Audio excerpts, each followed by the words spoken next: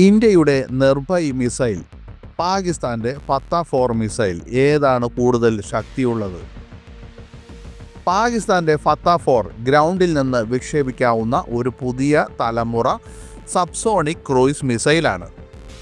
ഇന്ത്യയുമായുള്ള സമീപകാല ഏറ്റുമുട്ടലിൽ പരാജയപ്പെട്ടതിനെ തുടർന്ന് പാകിസ്ഥാനികൾ ഇപ്പോൾ ഇന്ത്യയുടെയും തങ്ങളുടെയും സൈനിക അടിസ്ഥാന സൗകര്യങ്ങൾ തമ്മിലുള്ള വിടവ് നികത്താൻ കഠിനമായി പരിശ്രമിക്കുകയാണ്.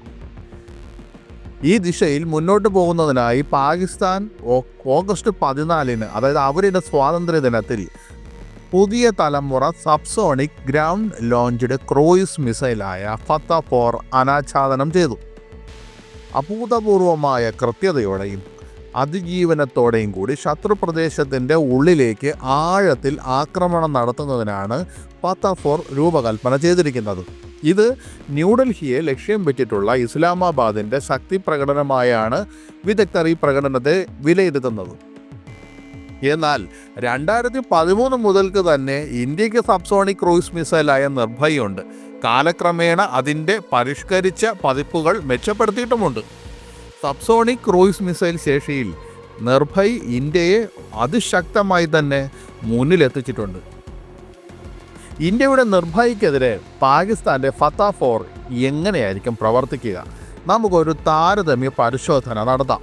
ഫത്ത-4ഉം നിർഭയുടെയും രൂപകൽപ്പനയും അതിൻ്റെ പ്രത്യേകതകളും എന്തൊക്കെയാണ്? ഫത്ത-4ന് 7.5 മീറ്റർ നീളവും 1530 കിലോഗ്രാം ഭാരവും 330 കിലോഗ്രാം ഭാരമുള്ള ഒരു വാർഹെഡ് വഹിക്കാനും കഴിയും. ഇതിൻ്റെ പരിധി 750 കിലോമീറ്റർ ആണെന്നും ഇതിൻ്റെ വേഗത മാക് 0.7 ആണെന്നും റിപ്പോർട്ട് ചെയ്തിട്ടുണ്ട്. മാക് 0.7 എന്ന് പറയുന്നത് മണിക്കൂറിൽ 864.36 കിലോമീറ്റർ. എന്നാൽ നിർഭയ് ആകട്ടെ 6 മീറ്ററാണ് അതിൻ്റെ നീളം. വളരെ ഒതുക്കമുള്ള ഒരു മിസൈലാണ്. എന്നാൽ ഏകദേശം 1500-1600 കിലോഗ്രാം ഭാരമുണ്ട്. മാത്രമല്ല 800 മുതൽ 1000 കിലോമീറ്റർ ദൈർഘ്യമുള്ള ദൂരപരിധിയിൽ 450 കിലോഗ്രാം ഭാരമുള്ള പേലോഡ് വഹിക്കാൻ ഇതിന് കഴിയും. നിർഭയയുടെ അധിക ദൂരം ശത്രുപ്രദേശത്തേക്ക് കൂടുതൽ ആഴത്തിൽ ആക്രമിക്കാൻ അതിനെ അനുവദിക്കുന്നു.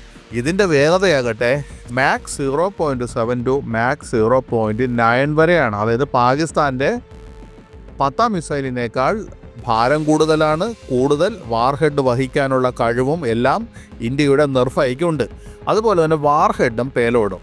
ഫത്ത-4ൻ്റെ പേലോഡ് ഒരു എക്സ്പ്ലോസീവ് ഫ്രാഗ്മെൻറ്റേഷൻ വാർഹെഡിലേക്ക് പരിമിതപ്പെടുത്തിയിരിക്കുന്നു. അതേസമയം നിർഭയ് ഒന്നിലധികം വാർഹെഡ് ടൈപ്പുകളുണ്ട്.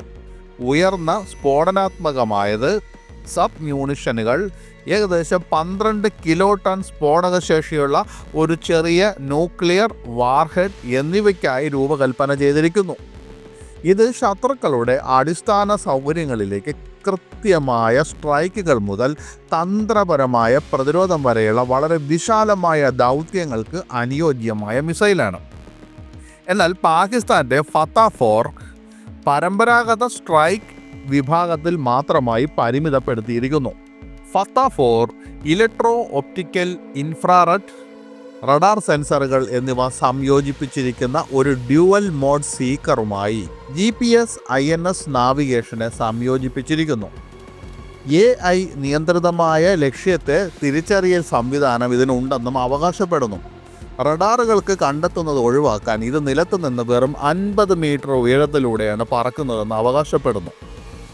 എന്നാൽ നിർഭയ് സ്റ്റെൽത്ത് സാങ്കേതിക വിദ്യയുള്ള മിസൈലാണ് ഇന്ത്യയുടെ നിർഭയ്. സീ സ്കീമിംഗ്, അതായത് സീ സ്കീമിംഗ് എന്നാൽ റഡാറുകളുടെ കണ്ണു വെട്ടിക്കാൻ സമുദ്രോപരിതലത്തിന് വളരെ അടുത്തായി ഒരു വിമാനമോ മിസൈലോ പറത്തുന്ന തന്ത്രത്തെയാണ് ഈ സീ സ്കീമിംഗ് എന്ന് പറയുന്നത്.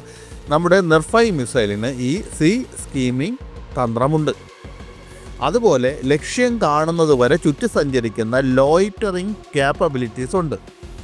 ആക്റ്റീവ് റഡാർ സീക്കർ GPS-ൽ നിന്നോ ഇന്ത്യയുടെ നാവിഗേഷൻ സാറ്റലൈറ്റ് സിസ്റ്റവുമായോ സംയോജിപ്പിക്കാനുള്ള ഓപ്ഷൻ എല്ലാം തന്നെ നിർഭയ് വാഗ്ദാനം ചെയ്യുന്നു.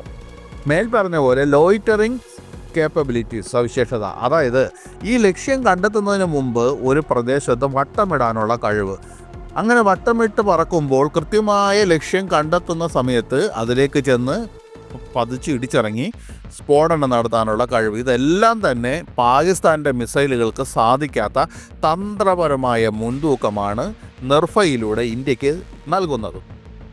പലതരത്തിലുള്ള പ്ലാറ്റ്ഫോമുകളിൽ നിന്ന് ഉപയോഗിക്കാൻ കഴിയുന്ന നിർഭയ് ഏത് തരത്തിലുള്ള കാലാവസ്ഥയിലും ഉപയോഗിക്കാൻ കഴിയുന്നതാണ്. അണുവായുധവും സാധാരണ ആയുധങ്ങളും ഈ മിസൈലിന് ഉൾക്കൊള്ളാനാകും. ഷൂട്ട് ആൻഡ് കൂട്ട് തന്ത്രങ്ങൾക്കായി ഈ 2 മിസൈലുകളും മൊബൈൽ ട്രാൻസ്പോർട്ടർ ഇറക്ടർ ലോഞ്ചറുകളാണ് ഉപയോഗിക്കുന്നത്.